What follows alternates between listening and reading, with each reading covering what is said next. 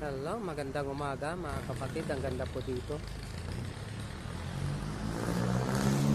Mga guys. Ganda po dito. Mag-upload tayo. Mga guys, attendance natin kay Lola Mita. Yan po. Yan po si tatay nagtitinda ng mga fishball. Yan po mga guys. Sarado pa yung gate ng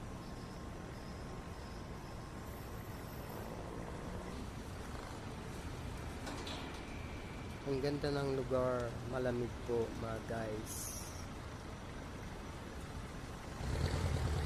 Mataas po yung building. Siguro mga 50 palapag na po yan,